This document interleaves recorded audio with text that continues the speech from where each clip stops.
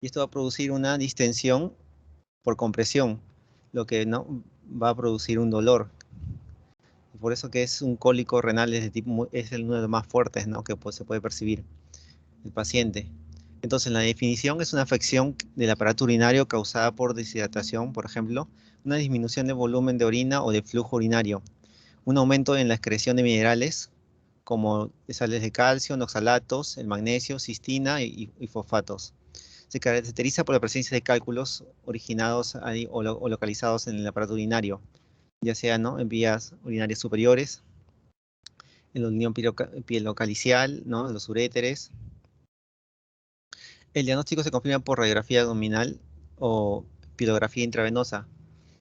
Estos cálculos renales, ¿no?, pueden ser, cuando son las vías urinarias, cálculos renales o urolitiasis, pero cuando afecta ya el parénquima renal, ¿no?, se llama nefrolitiasis. Como se puede observar, ¿no?, los cristales de urato, hay un conglomerado, ¿no?, que van a producir estos cálculos. Es por eso que en las radiografías se van a poder observar, ¿no?, como imágenes radiopacas. En cuanto a la clasificación, según el CIE-11, dentro de las enfermedades del sistema urinario, ¿no?, las cuales tenemos enfermedades glomerulares, nefropatías túbulo-intersticiales, insuficiencia renal aguda, crónica, la urolitiasis. En la urolitiasis tenemos tres tipos, ¿no?, tres etiologías, según la ubicación. El cálculo en las vías urinarias altas, en las vías urinarias bajas o urolitiasis sin especificación.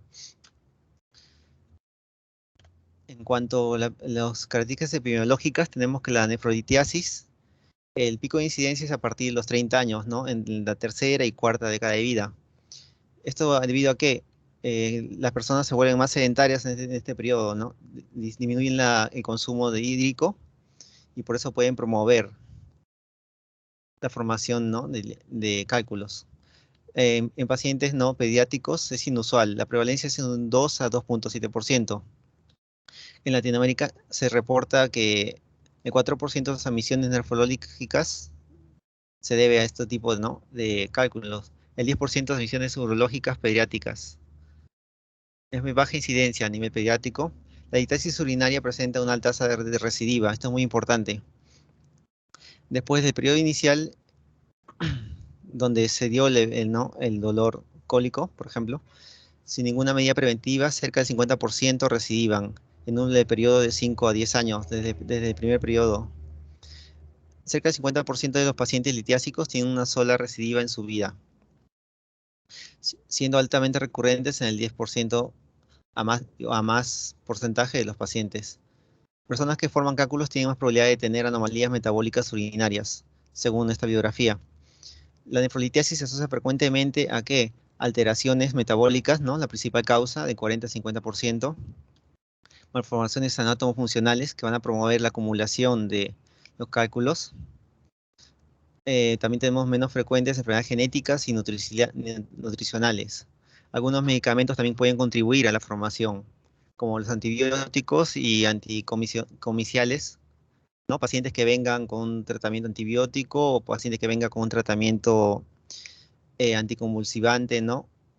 Por ejemplo, estos anticomiciales o depresores del sistema nervioso central. En mayor frecuencia es en varones que mujeres. Es un factor de riesgo a evaluar. El cálculo más frecuente es el de origen, ¿no?, formado por oxalato de calcio. La eliminación es espontánea cuando el cálculo es menor a 5 milímetros y este se puede eliminar como polvillo de manera espontánea. Ya requiere una intervención dependiendo si es mayor a 5 milímetros. En cuanto a la formación, este sufre de diferentes fases, como recordando una fase de saturación o aumento de la concentración. Estas sales, ¿no?, litogénicas se va a conglomerar, se van a juntar formando un proceso de nucleación, donde va a haber una formación de estructura cristalina primitiva. Esto también se va a sumar alteración del pH urinario. Esto es muy importante porque el pH me va a decir si el cálculo va a ser formado de estructura por ácido úrico o por cálculos de estruvita, por ejemplo. Cuando es muy alcalino el pH, se va a formar cálculo de estruvita. Cuando es más ácido, se forma cristal de ácido úrico. En el caso de un paciente que presente una hiperuricemia.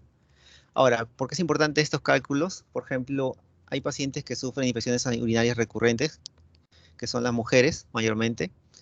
Hay bacterias, por ejemplo, ¿no? Que son ureasa positivas. Y la ureasa casía degradaba la urea, formando amonio y bicarbonato. Entonces esto va a promover la alcalinización de la orina. Entonces, pues, se podría decir que una paciente que presente, ¿no? Altas tasas de infección recurrente, ¿no? De vías urinarias, su pH va a ser alcalino y posiblemente si tiene un dolor asociado por un cálculo, el cálculo va a ser de Struvita, por ejemplo, ¿no? Hay un equilibrio entre esto, recordar que hay factores inhibidores de la cristalización y, ¿no? Y factores promotores, como el pH, las variaciones de pH. Los factores inhibidores ¿no? O protectores tenemos, ¿no? La nefrocalcina, el citrato, el pirofosfato, el magnesio, la proteína o mucoproteína TAN HORS, y también tenemos la recurrencia de los cálculos, ¿no? Que van a ser bueno, unos 5 tipos principales, donde el principal va a ser el de oxalatos de 70-85%, el de fosfatos, el de struvita, ¿no? Asociado a enfermedades, infecciones urinarias, el de ácido úrico, por ejemplo, en pacientes que tengan, ¿no? Enfermedad de gota o una hiperuricemia, cistina, enfermedad genética en el cual, ¿no? Puede haber anomalías en la formación de cisteína, de eliminación.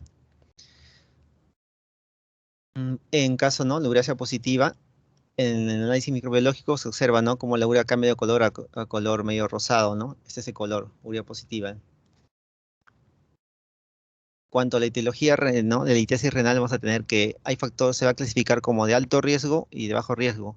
Las de alto riesgo son estos factores, ¿no? Factores generales, la litiasis en edades tempranas de niños y adolescentes, familia formadora de litiasis de brucita, litiasis de ácido úrico o urato. En patologías asociadas a la formación de litiasis, tenemos la principal, ¿no? El hiperparatiroidismo. Como el principal cálculo formado era de fosfatos de calcio, el hiperparatiroidismo que ocasionaba una hipercalcemia. Y esto va a promover, ¿no? La aparición de estos tipos de cálculos. También tenemos el síndrome metabólico, la nefrocalcinosis, enfermedad renal poliquística, por ejemplo, y entre otras. En causas genéticas tenemos las principales, que son la que mencioné, la cistinuria. Entonces va a producir la predisposición o formación de cristales de cisteína y otras, ¿no? Santinuria, síndrome de Lesch-Nyhan, por ejemplo, y la fibrosis quística. Hay unos fármacos que van a promover ¿no? Predisponer la aparición de unos cálculos. Por ejemplo, tenemos, ¿no? Antibióticos, moxilina, ampicilina, las quinolonas, primera, segunda, ¿no? Cuarta generación, cetrazona, el indinavir, ¿no? Las sulfas y el calcio, ¿no? Anormalías anatómicas, ya estas son tenemos riñón de esponja, obstrucción en la unión pielo-ureteral, divertículo calicial, riñón de herradura, por ejemplo. Esto promueve, ¿no? Un atrapamiento de los cristales que se sedimenten a este nivel. Algunos factores ambientales, por eso dice que las variaciones de temperatura también pueden promover, según, ¿no? Revisiones videográficas, exposición al plomo y cadmio. Entonces, ¿qué es lo primero luego de una anamnesis, ¿no? Determinando lo que es el origen, el tipo de dieta, enfermedades no antecedentes, patológicos, por ejemplo, un paciente con gota. eh, Se pueden determinar, ¿no? Si el paciente refiere, ¿no? Algún punto doloroso, ¿no? Puntos luterales, superior, medio, inferior, para ver qué tanto es, ¿no? El dolor, de dónde proviene la zona. La maniobra de Grullón, por ejemplo, bimanual, ¿no? De palpación también, para donde se empuja el riñón de la región lumbar hacia adelante, y, ¿no? Se palpa con los dedos extendidos y pierna flexionada en leve flexión, ¿no? Si refiere a algún dolor. O la puñopercusión lumbar, que puede ser positiva, ¿no? Ubicándose a nivel más o menos del D10, D2 o L1, ¿no? La posición es renal. Y esto nos va a indicar si hay puntos dolorosos, ¿no? Que nos puede indicar, además de perinefritis, litiasis urinaria, ¿no? Pielonefritis. Una puñopercusión lumbar positiva. En cuanto a las manifestaciones clínicas, el cólico puede ser, ¿no? Ubicado un cólico por distensión de la cápsula ¿no? renal, o ya cuando este cálculo se desprende y viaja, ¿no? Al uréter, por ejemplo. Y esta distensión produce una presión, una compresión que va a dar un mecanismo de los receptores de tensión y enviando un estímulo simpático al sistema nervioso central. Es por eso que este dolor es demasiado, ¿no?, intenso. El dolor se puede referir cuando manejamos los signos, ¿no? Dolor cólico intenso en región lumbar, si es irradiado o no. Este se irradia de región, hasta la región inguinal, físicamente hasta los genitales externos, por ejemplo, ¿no? Labios mayores. Acompañarse con síntomas vegetativos como náuseas, vómitos, sudoración profusa. Acompañarse con poliaquiuria, disuria o tenemos vesical, ¿no? Poliaquiuria, ¿no? Recurrir varias veces a orinar. Disuria puede haber también, o tenemos vesical, sensación de orinar, ¿no? Pero no va a ocurrir esto. Entonces, cuando ya un cólico renal, hay dolor lumbar que se irradia en la zona genitocrural o genitoinguinal, incluso los genitales externos ipsilaterales, ¿no? Por ejemplo, y puede haber hematuria, porque el cálculo está dañando, ¿no? Está raspando. Esto ya puede decirnos, ¿no? Diagnóstico de litiasis renal, por ejemplo. El cólico renal, ¿no? Puede ser de inicio brusco, la intensidad puede ser variable, pero este no cede. Intermitente, dura minutos, horas. Ahora, esto no hay fiebre, ¿no? Como un signo, como un síntoma. Pero si es que hubiera, y esto ya nos indicaría, ¿no? Una infección. Puede ser una pielonefritis aguda o una infección urinaria. Ya, bueno, entre los exámenes auxiliares no, tenemos el gold estándar, que es la tomografía sin contraste. También tenemos análisis radiográficos, tomografía simple de abdomen, ecografías, análisis de orina, ¿no? Que se van a solicitar, estudios metabólicos básicos y sanguíneos también. Por ejemplo, aquí se puede observar lo que es una tomografía axial con contraste. Aquí una radiografía simple de abdomen, ¿no? Se puede observar la presencia del cálculo de imagen radiopaca a este nivel.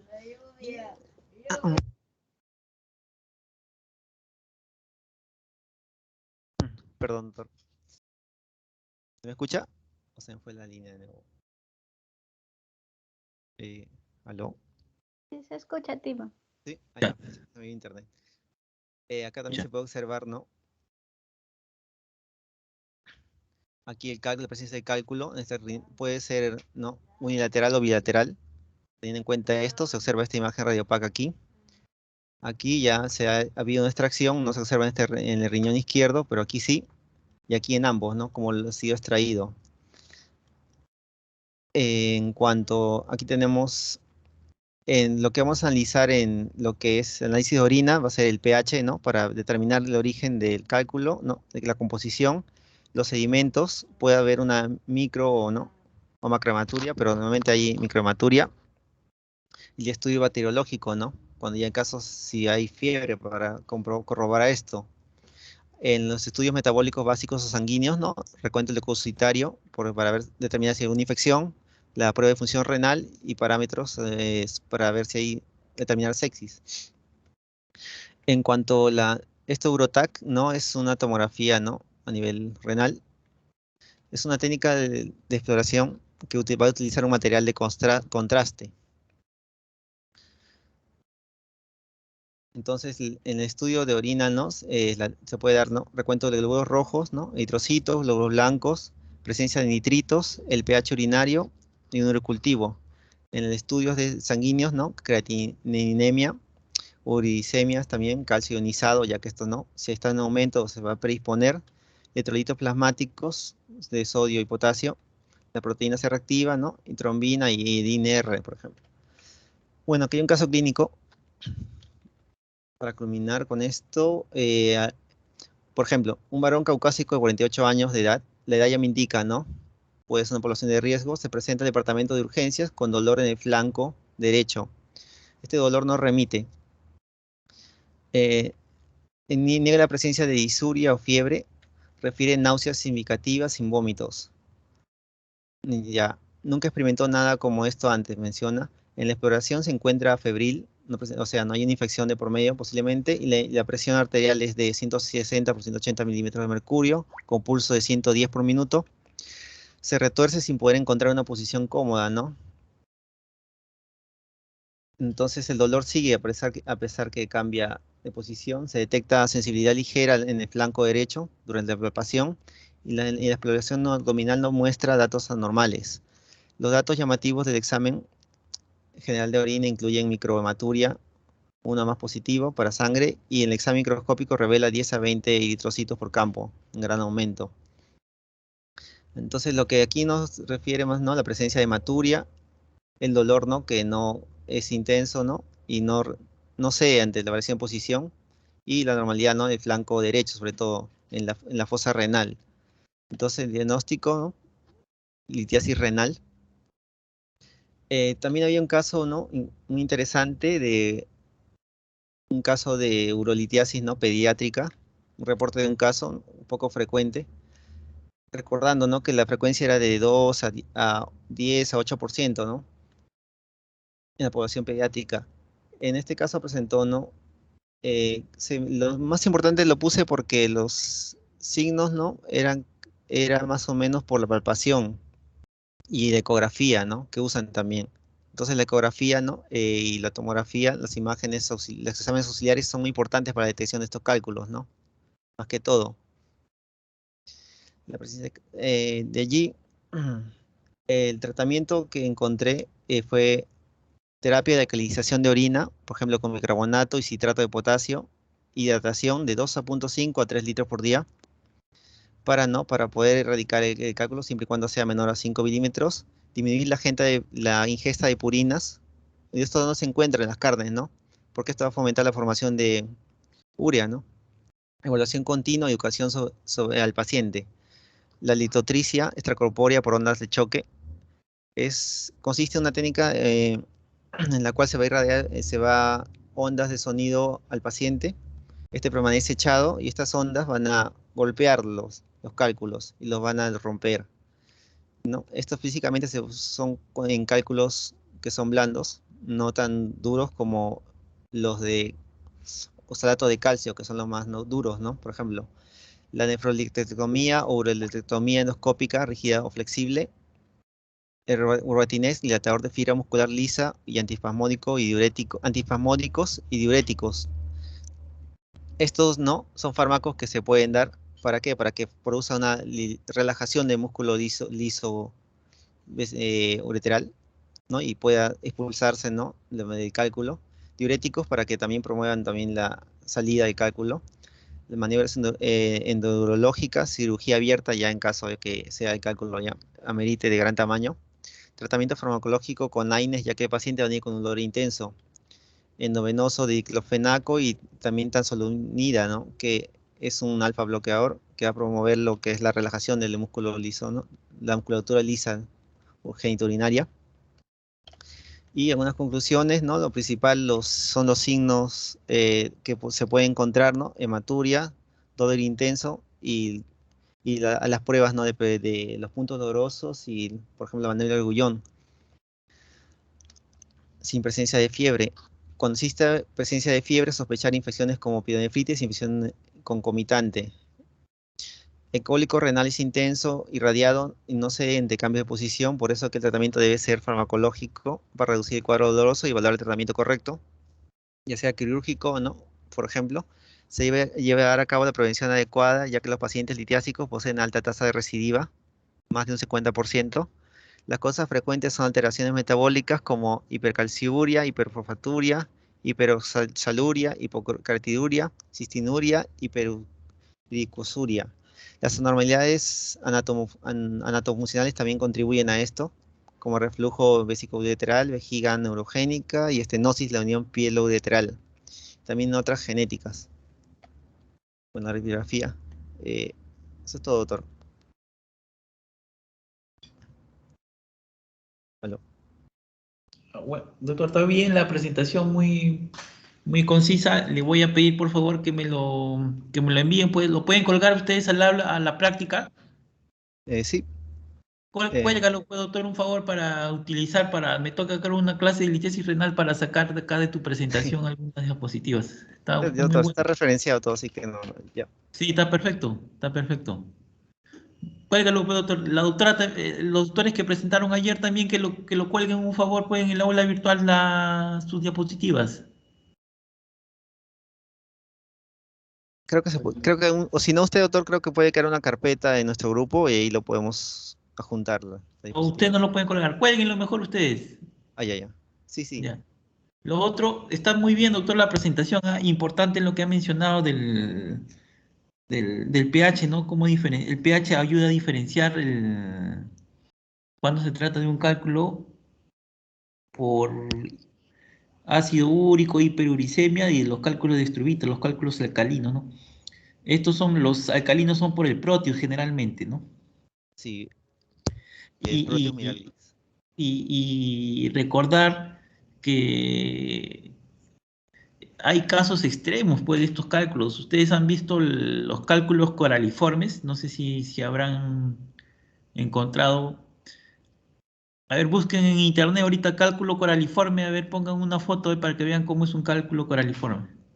Sí, doctor, con respecto a los cálculos coraliformes, se ubican a nivel del seno renal, lo que correspondería al espacio de los cálices menores, cálices mayores, inclusive abarcan también la pelvis renal. Claro, que imagínense tener esos cálculos coraliformes, prácticamente está ahí en los cálices y en la pelvis, ¿no? Todo lo abarca, no puede salir la orina hacia el uréter. Esos cálculos son los más nefastos que hay. Doctor, ¿y cuál sería el manejo adecuado frente a un paciente con cálculos coraliformes? Cirugía, como una papa lo abren el riñón y sacan todos los cálculos. Creo que ese cálculo es como este, doctor. ¿Y el riñón se echa a perder o se puede Si recuperar? no lo operan, ahí está, mire, ya ves, ahí está el cálculo coraliforme. Si no lo operan ese paciente, si no lo operan ese paciente entra en insuficiencia renal, pierde el riñón, Mm, pierde el riñón. Tienen claro, que porque operarlo, si ¿no? si hace Como una, pielonefritis, ahí se pueden anidar los microorganismos, ¿no? Ya perpetuarse ahí. perpetuarse, sí, o sea, tienen que operarlo nomás. Ese paciente con cálculo coraliforme va a cirugía, lo abren el riñón con una papa y lo limpian, sacan todos los cálculos. Si no, pierde el riñón. Es nefasto ese cálculo. Ok, doctor. Sí. Esto siempre hay que recordar. Y las características del dolor, pues que ha mencionado el doctor, ¿no? La irradiación, la intensidad, la localización. Estos dolores son de tipo intermitente, tipo cólico, como ha mencionado el doctor. Y si va asociado a fiebre, hay que pensar pues en que está con una pielonefritis asociada, ¿no? No sé si hay algún comentario, algún aporte que quieran hacer los demás, los demás colegas del doctor.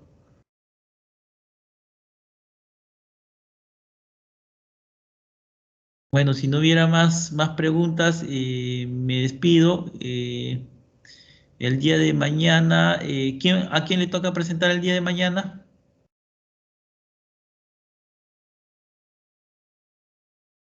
A mí, doctor. Ya, mañana, miren, yo estoy de guardia. Puede ser la práctica a 6:30 de la tarde.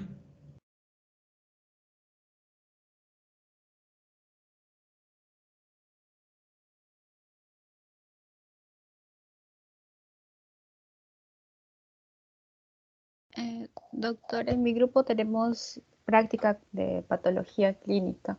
¿Hasta qué horas, ah? Es de 2